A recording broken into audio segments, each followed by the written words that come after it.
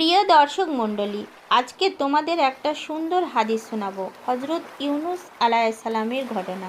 তিনি যে মাছের পেটের মধ্যে ছিলেন, কি করে নাজাত পেলেন তারই ঘটনা।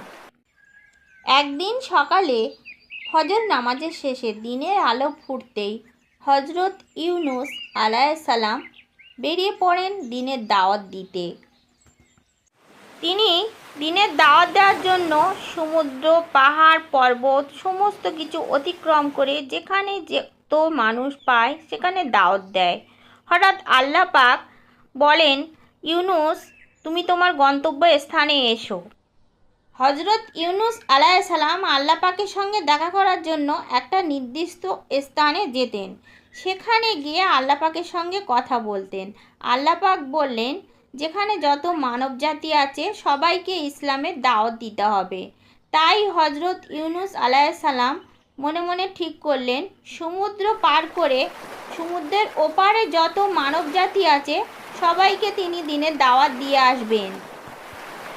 হজরত ইউনুস আলাইহিসসালাম নৌকা করে দিনের দাওয়াত দেওয়ার জন্যে সমুদ্র পথে পাড়ি দিলেন। হঠাৎ সমুদ্রের মাঝখানে ভীষণ জোরে তুফান এলো। তুফানের চোটে সমুদ্রের তলা থেকে তিমি মাছ ওপরে উঠে এলো এবং হজরত ইউনুস আলাইহিসসালামের বোট উল্টে গেল। তিনি পানির মধ্যে পড়ে গেল। পাশে থাকা তিমি ইউনুস আলাইহিসসালামকে গিলে ফেলল। গভীর সমুদ্রের তলায় থাকা ভয়ানক তিমি মাছ হজরত ইউনুস আলাইহিসসালামকে তো গিলে ফেললেন, কিন্তু আল্লাহর নির্দেশ আছে, সেই জন্য তাকে মারতেও পারলেন না। হজরত ইউনুস আলাইহিসসালাম তখন সেই মুহূর্তে দোয়া করলেন, লা ইলাহা ইল্লা আনতা সুবহানাকা ইন্নী কুনতু মিনাজ জালিমিন। এই দোয়া পড়তেই সঙ্গে সঙ্গে আল্লাহ পাক তাকে সমুদ্রের তলা থেকে উদ্ধার করে এনে আবার সেই বোটে বসিয়ে দেন, অর্থাৎ নৌকাতে বসিয়ে দেন। হজরত ইউনুস আলাইহিসসালাম শুকরিয়া আদায় করে 2 রাকাত নামাজ পড়ে দিলেন।